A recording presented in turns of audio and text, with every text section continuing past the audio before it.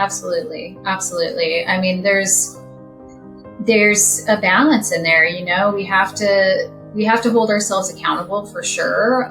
We don't want to just be like all grace all the time, like, oh well, I'm imperfect, like I'm just gonna, this is just how I am, I'm just gonna make Yeah. excuses for myself and keep behaving poorly. No, but also we don't want to just hold ourselves to this perfection, put ourselves up on some pedestal in our mind, like that's where I'm going to get to. Like, no, nobody Yeah. is going to be able to do that. So it's okay, hold yourself accountable, make it right, learn from it what you can, and then give yourself grace, and this is something that I think we should actively be doing for our children too. Today I'm joined by Emily Bergman. You might know her as Peaceful Mother on Instagram.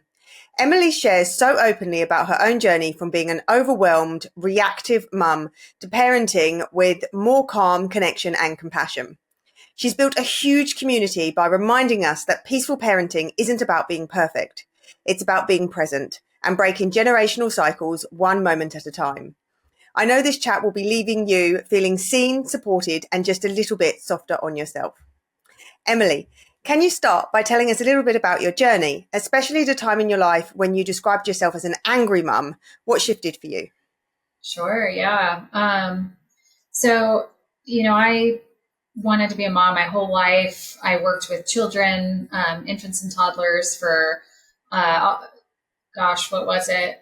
I think 18 years before I even became a mom. I started Wow. nannying in high school. So, um, I, I really did not expect it when I was met with my newborn daughter, and I was really struggling with rage. And, initially I thought, okay, maybe this is just hormones. But what I was really recognizing is that it was a lot of my own kind of childhood trauma coming to the surface, and really just what I didn't know at the time, but now understand, is really just kind of chronic dysregulation with my nervous system. So the sleep deprivation and the cries and all of the things, really just kind of every little thing set me into this really intense kind of fight or flight, And so, I was really behaving in ways that I absolutely never thought I would and didn't want to be,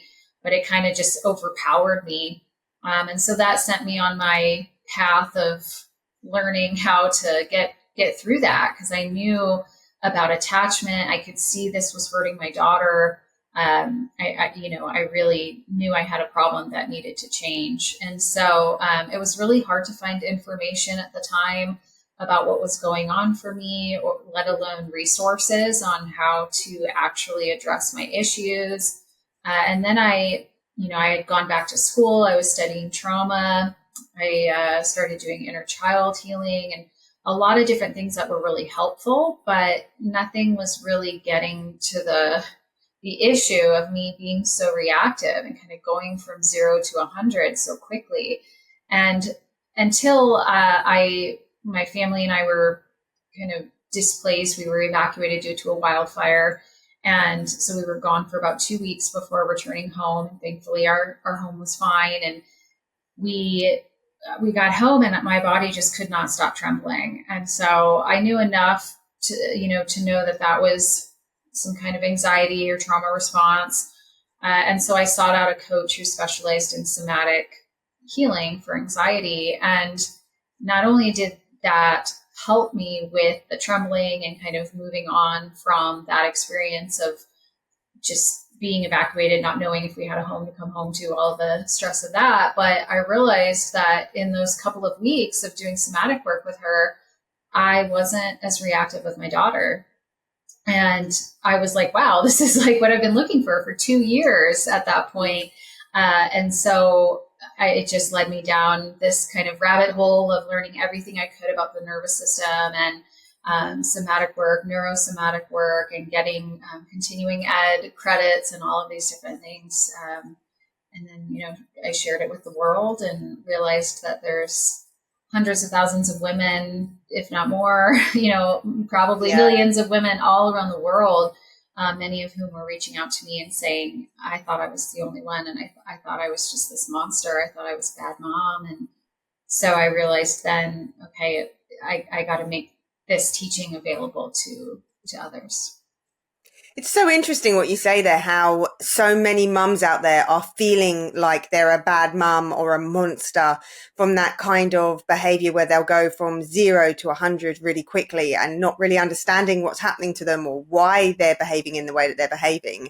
And I think we go into having a baby without really being taught anything about the nervous system or the fight or flight. And it can very quickly start triggering us parenthood, can't it? When you've got a lack of sleep, a baby that maybe wants to be held all the time. There's a lot of reasons, and a lot of, the way we were brought up comes into play, and all these things suddenly come into question. So it's interesting to hear how many women I think that does affect, to be honest.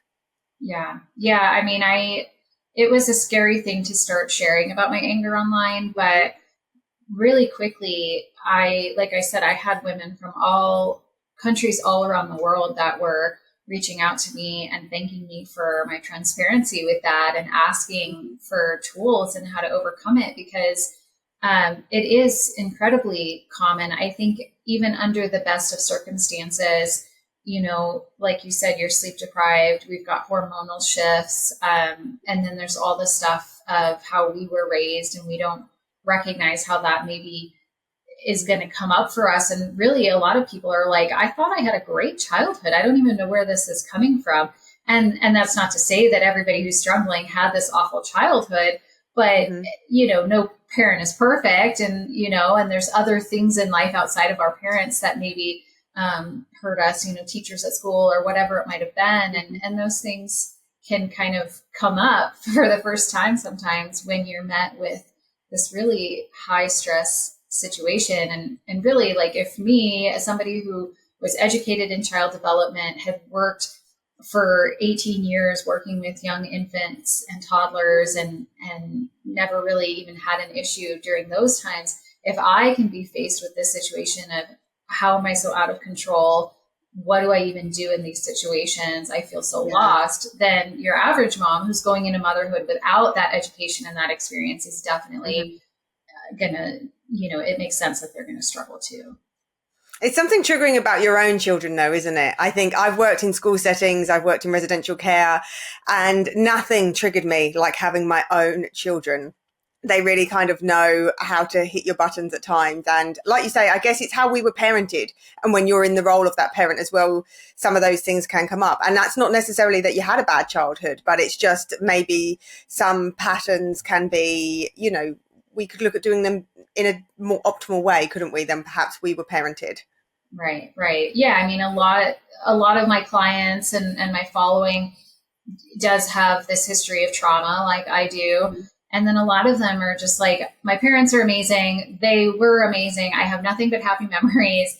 But like I said, there's these kind of imperfections that come up. And so sometimes it's just recognizing like, that wasn't really the response that I needed. My mom or my dad was doing their best, but this is what I needed. Or they were doing the best that they could with the information available to parents at that time, or, the resources that they had for dealing with their own baggage and stuff like that. But we know more now. We're able to kind of, I guess, take the torch and continue to like break cycles and improve upon our responses and stuff compared to where our parents were at. Absolutely. You now help so many parents then find calm and connection. For someone listening who's feeling stuck in a cycle then of snapping or shouting, where can they even begin?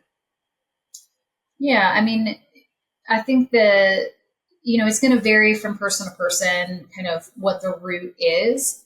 But ultimately, we want to learn how to kind of find that pause that I'm sure people have heard about. You got to find the pause.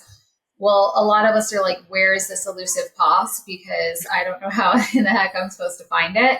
And so, I usually will recommend that parents start to kind of reflect on the situations, after the fact. You're like, I do not like how I handled that. That totally sucked. You kind of reflect on that. You can write about it, do video vlogging, like whatever you want to do, but really try to get that down out of your mind so that you can start to notice patterns. Because a lot of times, just like with our children, their behavior is communicating some unmet need. It is the same for all humans of every age. And so it's the same for us. And so, recognizing like, well, I haven't really drank water all day, or I'm Yeah. actually really hungry, or maybe like I've needed to use the restroom for like the past hour and I'm just so busy doing mom things and ignoring my body that I haven't even recognized like, wow, I really need to pee. And so there's all these little things that Mhm. we just kind of go through life and we're used to ignoring it. And so when we kind of can bring awareness to that of like, these are the things that are basically making me my stress bucket kind of pour over, boil over, then we can recognize those patterns, better meet our own needs, and maybe avoid some of those stressful situations with our kids where we go to 0 to 100. And so that's one piece of it. And then there's also just, sometimes it's not like we can meet that need. You're like, I haven't had alone time and a month. Well, you have a Yeah. baby who won't sleep unless they're on you, and you got other kids, and whatever it is. So if that's a need that you can't meet, then you have to just kind of do your best to fill your cup, to the best of your ability. And with all of that, it's really about bringing awareness to your body. And that's something that so many people, like, they have no idea what their body is saying to them because we've spent so many years ignoring our body, ignoring our emotions. How do our emotions manifest in our body? Because typically, when we're going from 0 to 100, there's a lot of messaging that your body's giving you that you're just too distracted or not connected to your body enough to really recognize. So, learning how to tap in and recognize, okay, my body temperature is changing. I'm starting to clench my jaw or my fists a little bit more. My heart rate's getting a little more rapid, all of these little things that speak to us and warn us, hey, there's a problem here. We need to take a step back and address something. Mhm. So learning how to do that is really the key to Absolutely. not blowing our Yeah. fuse. Yeah. I find for me, recognizing that I get overstimulated. I think the children can be very noisy when they're having fun or arguing. And it's often in those moments that I will find I'll snap and then look back and think, hey, what was going on there? And I'm now learning to recognize that actually it's the noise, it's the chaos that it puts me in that reactive state. Yeah, that's a common one. It's something that I struggle with certainly, and a lot of moms that I work with are dealing with the same thing, and it's the same for our children too. Sometimes we think like they're misbehaving or they're having a tantrum, and a lot of times it's a sensory meltdown, and Yeah. so that happens for them, and it It's happens for parties, us. things. Yeah. Yeah. So for me, it was like when you recognize those things, you can kind of like make sure. So for me, it was like, okay, I need to make sure that I have like some earplugs in my pocket at all times so that when my daughter starts to throw, her toddler tantrum that I can definitely expect she's going to throw at some point today because that's what stage of life she's in. I Yeah. can pull this earplug out and instead of like totally losing it on her, I can put those in and I can still be present and kind of choose a response without having that overload. Mhm. Or, if now she's older, she's got her friends coming over, they're screaming, they're being silly and loud. So just knowing like that there's certain boundaries, there's certain things that I can do to, put in place for myself. And then also just giving ourselves grace because we can't always control the situation, especially when it comes to overstimulation. We're Mhm. gonna we're gonna get overstimulated sometimes in life, even despite our best efforts. and we might have that snapping moment, and just knowing how important it is to have that, do that repair process with our children, talk with them about it, learn from it, come up with a new plan for next time if you can, things like that. And it's important for our children to hear that and see that, and know that they don't have to be perfect either. And Mhm. it's okay if we mess up in life. Here's how we make it better. Absolutely. I think that's a really important message that we pass on to our kids there, isn't it? Yeah. So a lot of parents say that they just don't feel like they have the patience. Is peaceful parenting something that you feel you can learn then, or something that you just have? I think very few parents can just peacefully parent naturally. Like, very few people are just like Zen Buddhas who just are like, whatever, the chaos doesn't bother me. Like, I've definitely met those moms, and honestly, I have no idea what's going on for them internally. I've talked to some that have like 5 kids, and they're like, yeah, after like the second or third, I just kind of just shut it off. I had to make a choice to Really? just like shut it off and not care. And that's Yeah. great that some women can do that, but I don't think that's even doable for everybody, especially for those of us that are going into motherhood with an already hyper aroused nervous Hmm. system that's kind of stuck in that like threat around every corner, must kind of have a big response and overreact to things. And so it's definitely a learning. And so the core, that foundation for being able to really peacefully parent and respond in alignment with your values and your intentions as a parent is doing some kind of inner work, whatever that might look for you. If there's trauma, Hmm. you might need to do some inner child healing. There's, somatic healing.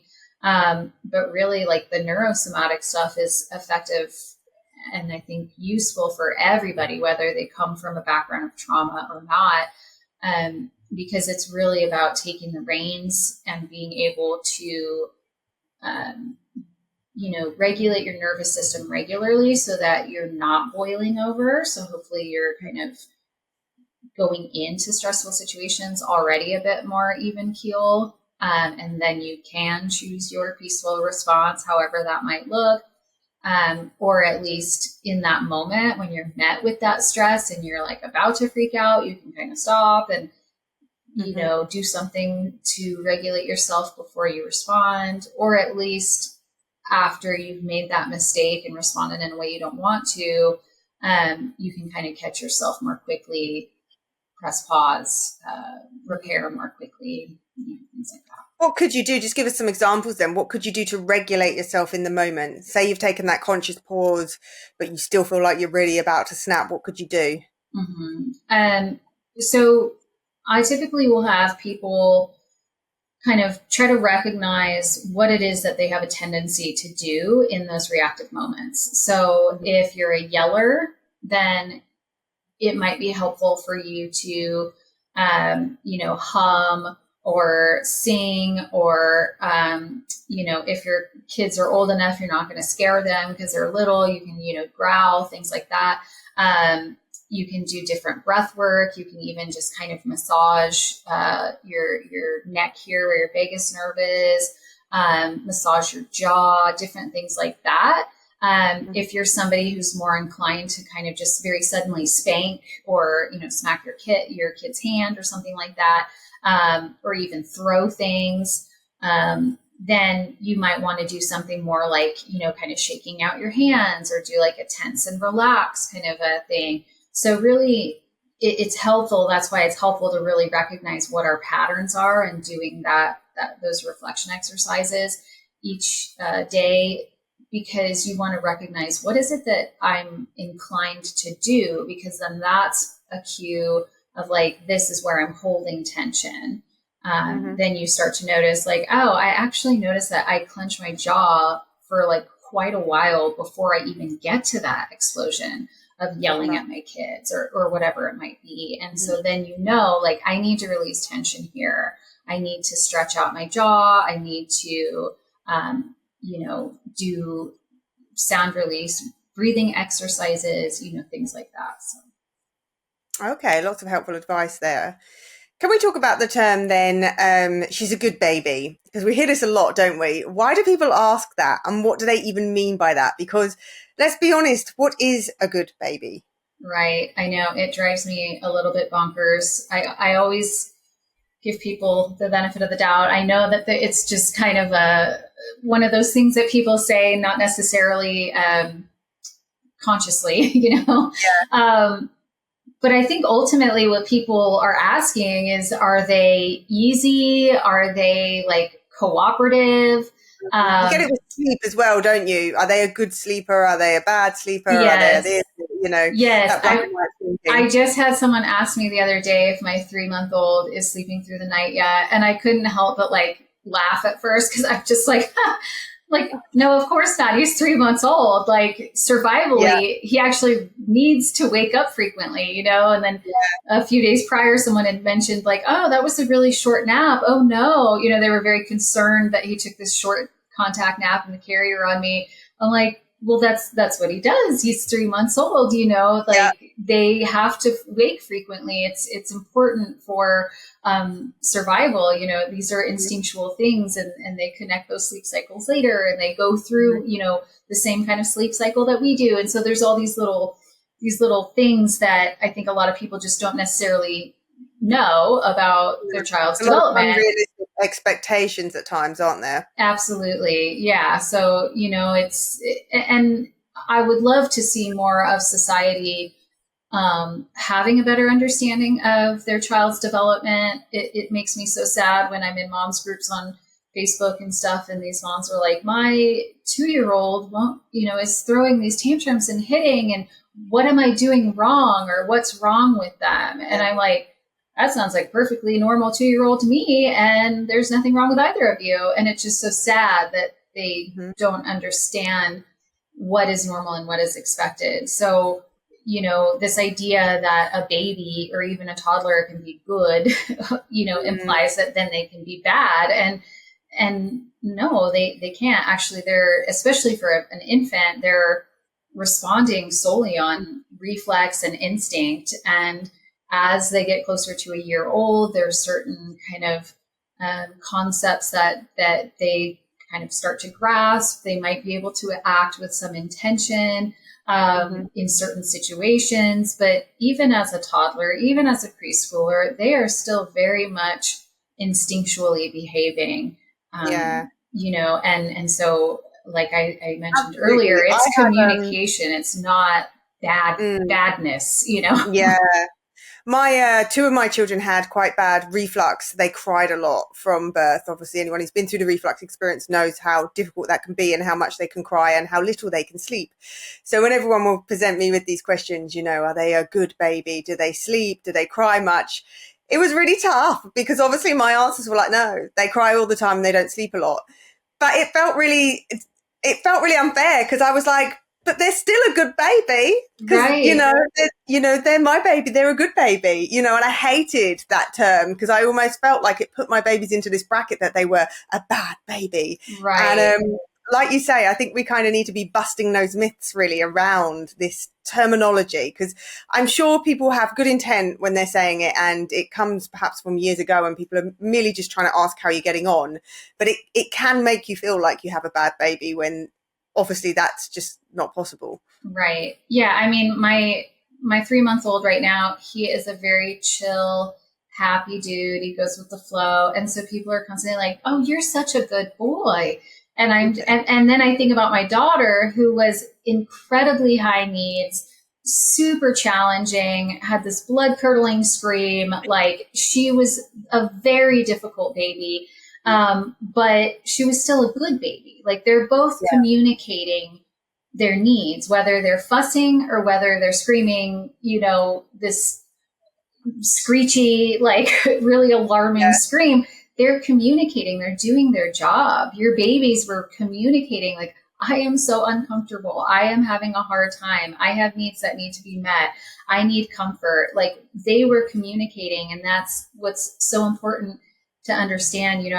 I was at the pediatrician with my son for his, I think, 3 month checkup, and he's screaming and crying because the doctor's poking and prodding him, and he just woke up. And now he's naked and cold and all the things. And I'm just like holding his hand and I'm talking to him and I was like, you are so good at communicating, buddy. I'm so proud of you. And he's screaming. And she, like, the look on her face, she like looked at me and she was like, yes, he is good at communicating. And I think she just had never heard any mom say I anything can like imagine, that. yeah. She's like, what? Like, oh my gosh, yes, he is good at communicating. Instead of just like, no, stop crying, which Yeah, I get that. yeah, a beautiful Yeah, way to express exactly what he's doing. And I think if we have that reframe in our heads, it helps us also cope sometimes with the challenging moments, because that's exactly what they are doing. They are communicating their needs, which is exactly what they are supposed to be doing, rather than us having the kind of terminology or frame in our head that, they're crying and being a bad baby.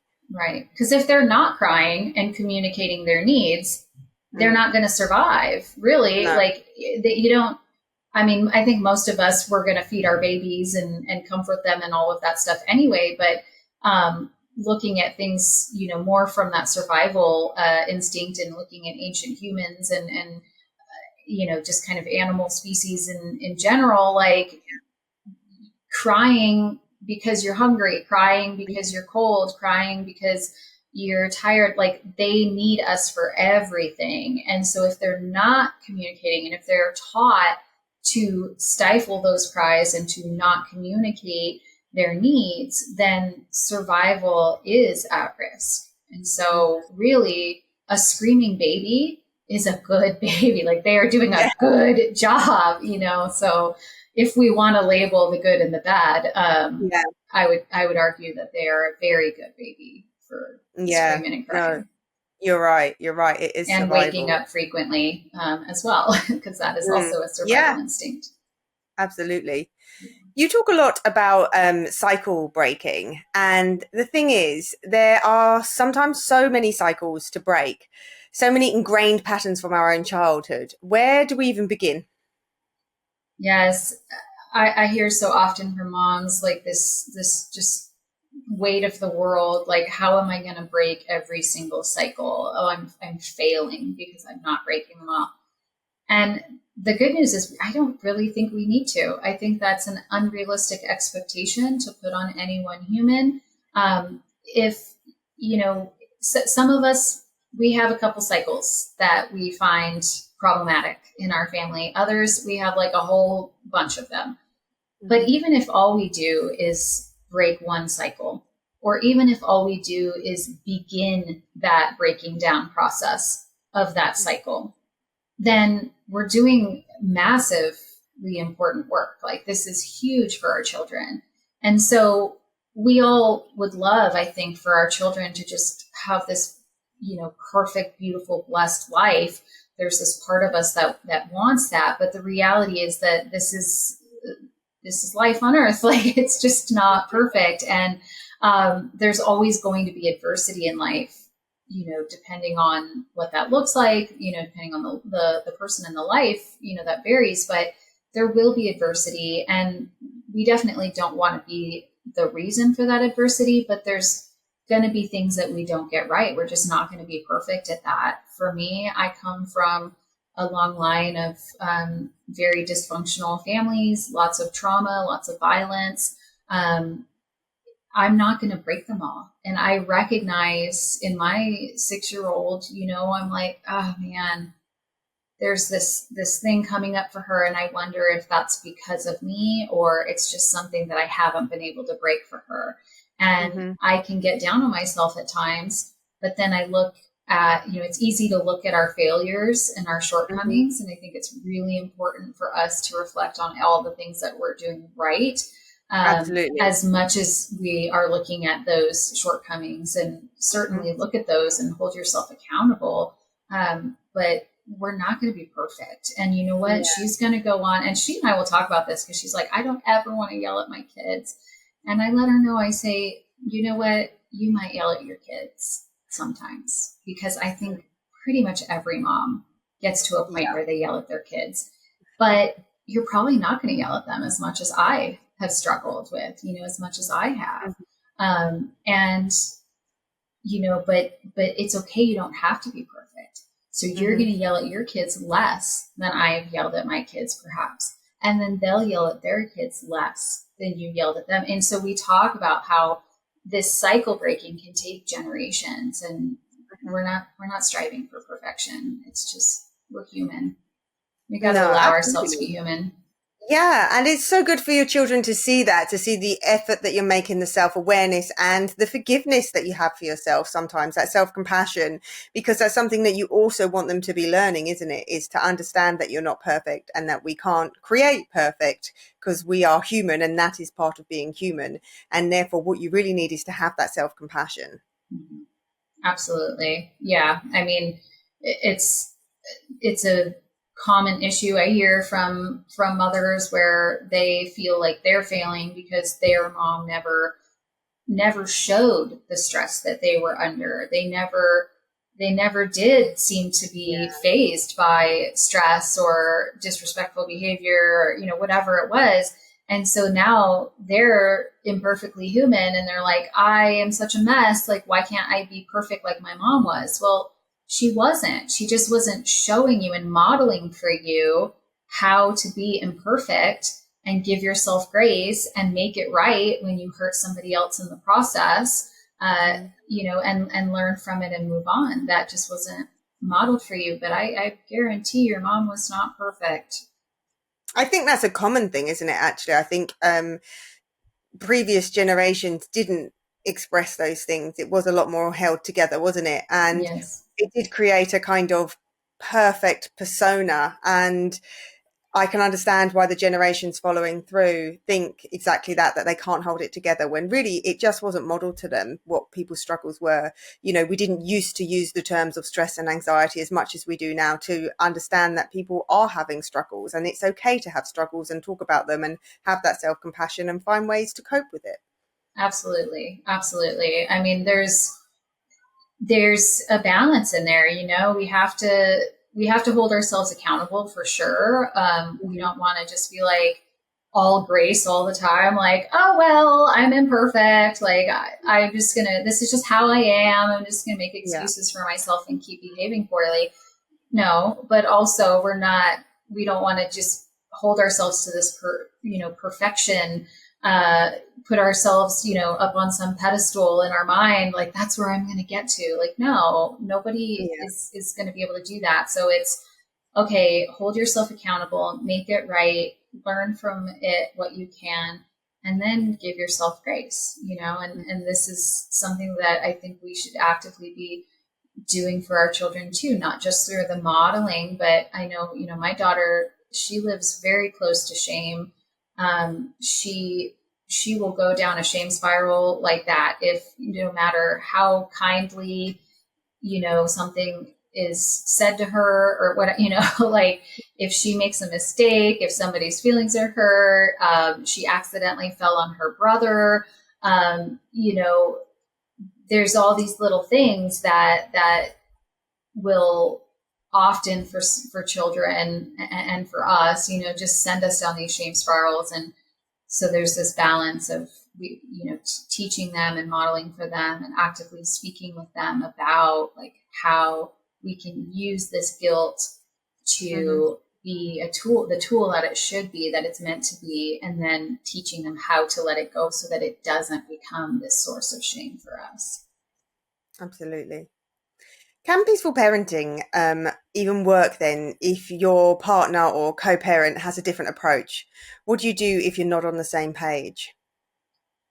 This can be really difficult depending on how different the other parent is parenting. If your intention is to peacefully parent, you understand the importance of responsiveness, that authoritative approach, but your partner is maybe really in favor of more of an authoritarian, like they're like, oh, I got to rough up my boy in order to teach him respect or whatever it might be. Like that's definitely going to be incredibly difficult because it is sending mixed messages. And so I think just as your child gets older, you can have conversations with them about these things and just, you don't ever want to paint your partner, or maybe it's your ex who you're co-parenting with. You don't ever want to paint them in a bad light with your children. And so you want to just kind of frame things, I think, as matter of factly, but like with grace. Like, well, sometimes, people have different approaches. And so your mom or your dad, they are doing this because they think that's what's best for you. And, this is what their intention is, and this is what they want you to learn. And how does that feel for you? And, kind of having that conversation with them. And when they're young, just understanding that even though you can't necessarily have those conversations with your child, the responsiveness that you are giving them is even more important. It's really making a difference, even if they're not receiving that consistency. And then even in the best situations where parents aren't necessarily on the same page, if it's not that extreme of a difference, I think it's important for people to understand that moms and dads do have different roles in their children's lives. My husband and I are both totally on the same page with peaceful parenting, but I am the nurturer. I come in with, oh, let me kiss your owies, and oh, are you okay? And, all these different things. Let me hug you. If my daughter gets hurt, she wants mommy. Certainly if my 3-month-old wants, is upset, he wants mommy. But even my 6-year-old, but then my husband's job, his role is more of like this playful role. And so if my daughter gets hurt, instead of, are you okay? Do you need a kiss? It's, oh, just shake it off. Oh, rub it. Here, let's rub it. And he's just like, and she's like, no, I don't want to rub it. And he's like, oh, look at me. I'm going to rub my owie. And then he's tickling her, or he's, whatever, making jokes. He's like the playful one, and I'm the nurturer. And so we just have these different roles, and that's important for our children. Like, we actually don't want our partner to necessarily respond in the exact same way that we do every single time, because children benefit from the different roles of the different parents. Even if a child's being raised with 2 moms or 2 dads, or it's a single parent, there's different people in that child's life that have different roles and different approaches. And there is actually quite a bit of value in that, assuming it's not a harmful approach in general. No, I agree with that. I think, children do need that diversity, don't they? They need more than one approach in their life. And, I think most parents, even if you've kind of got the same core views and values, will come at some things from a different angle. And the kids learn that. They learn what they can do with mum and what they can do with dad. And they learn, what they can do with grandma or granddad. That doesn't mean that they lose sight of your family views and values and what the rules are in certain situations. But it's also, the same as things are different at school than they are at home. They very quickly learn, the difference. And that is okay, isn't it? You don't have to be on the exact same page and come out with the exact same response as your partner to every single situation. It wouldn't actually be in your child's best interest. Right. Yeah. I mean, and as they grow up, they're going to know, I don't have to just respond in this one way. I can choose kind of the different responses I've received from the people in my life that care for me. And I can choose what felt best for me in responding to these situations, or, with my children when they're grown up or whatever.